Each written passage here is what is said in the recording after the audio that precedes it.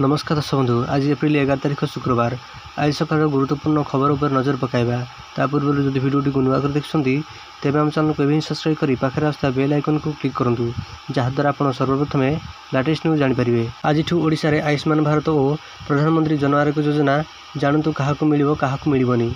पूर्ण हेबो BJP dream project. आजिठारु Odisha रे आयुष्मान भारत और प्रधानमंत्री जन आरोग्य योजना कटक बालीचत्रा पड़ियार अनुष्ठित स्वतंत्र कार्यक्रम में यार शुभारंभ करेंगे केन्द्रमंत्री जेपी नड्डा, मुख्यमंत्री मोहन चरण माझी, राज्य स्वास्थ्य मंत्री मुकेश महालिंग और अन्य माने एही कार्य सामिल हेबे।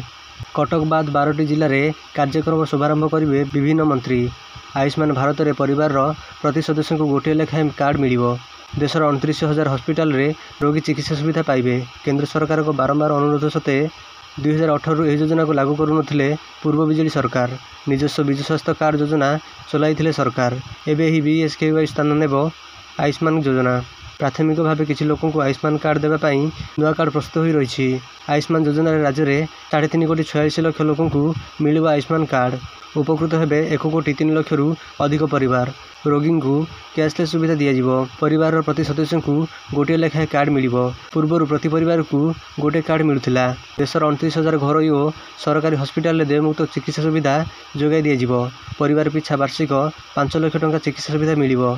महिलांक पई परिवार पिछा वार्षिक अतिरिक्त 5 लाख टंकार चिकित्सा सुविधा मिलिबो। काहाकु मिलिबो स्वास्थ्य कार्ड। 70 वर्ष कम व्यक्ति विशेष जो माने पूर्व स्वास्थ्य बीमा अंतर्भुक्त।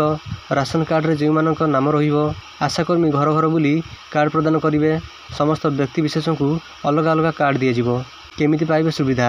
आयुष्मान कार्ड पाई EKYC बाध्यतामूलक। 29,000 घरोई और सरकारी हस्पिटाल रे देयमुक्त चिकित्सा।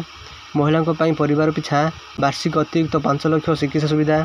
पुरुषों पई वार्षिक 5 लाख चिकित्सा सुविधा। ओडिशा बाहर रहुथिबा लोक मध्य पाई परिबे सुविधा। 70 वर्ष अधिक वयस्क को वय बंधन योजना सामिल करा जिवो।